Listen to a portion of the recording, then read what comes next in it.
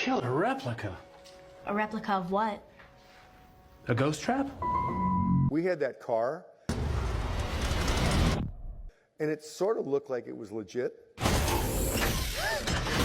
has a gunner seat? And you could drive through stoplights and just drive anywhere. And no one would stop you. The cops didn't, they thought you were a fire department. The fire department thought you were a cop. So you just keep driving that damn thing around. It had lights and everything, horns, all kinds of crap, you know. The Ecto is back on the street.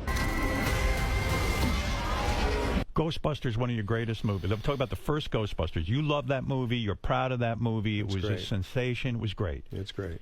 But that movie would not have been yours if Belushi didn't die. He was the original choice for that role, right? That's right. Hey, Mark, I like that one. what if it falls? And we had those machines. We'd walk into stores with the proton accelerator on our back and just look at all the jewelry. Just taking things apart, spilling coffee on things, saying, "All right, somebody's going to come back and get that cleaned up for you." And we'd walk out. Are you troubled by strange noises in the night? the fun times were on the sets. You always made sure we had a good time, and it was fun. Do you experience feelings of dread in your basement or attic? And it was always great running around New York City with you. You were like the mayor of New York. Have you or any of your family ever seen a spook, specter, or ghost? In my job, I always felt the more fun you had, and I'm sure everyone feels the same way, the more fun you have at your job, the better you do it. If the answer is yes, then don't wait another minute. Pick up the phone and I'm sorry, we'll do it again. Go, keep going. All right, just blasters? Blasters. We always felt pity for Mike and his crowd because they had to dress like that for one thing and show up at work, and they'd have to work, act like they were serious about looking at the movie set and stuff. Who are you? He used to be my show business agent back when I was in show business. His name is Michael Ovitz. Michael. We're about to start Ghostbusters, and we can't find Bill. Calling everybody you could think of, every number we had, all of his friends, couldn't find him. And all of a sudden, I'm sitting in my office, and my assistant comes in and says, Bill Murray's on the phone. I said, oh, thank God. Start date was, I think, 2-3 days later.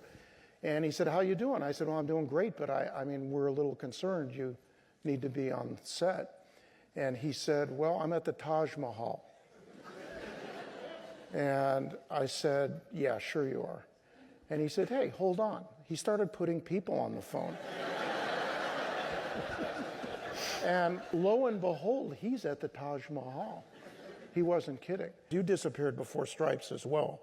That one, we couldn't find you. And the best thing is when you showed up, you hadn't read the script yet, which I thought was really interesting.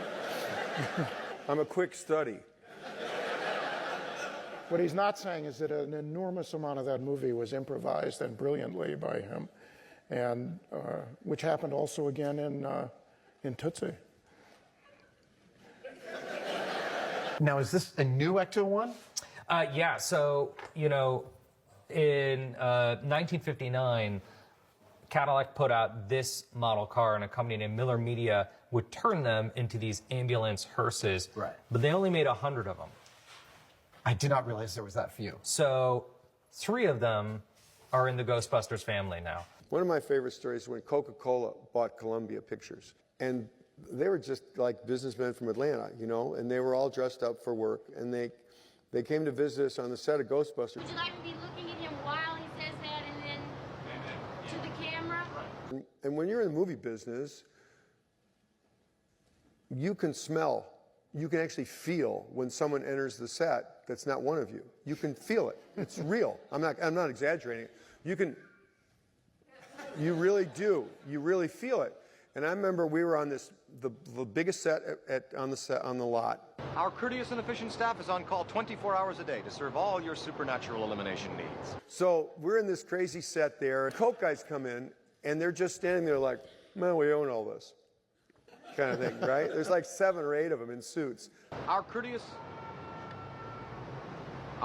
and efficient staff is on call 24 hours a day.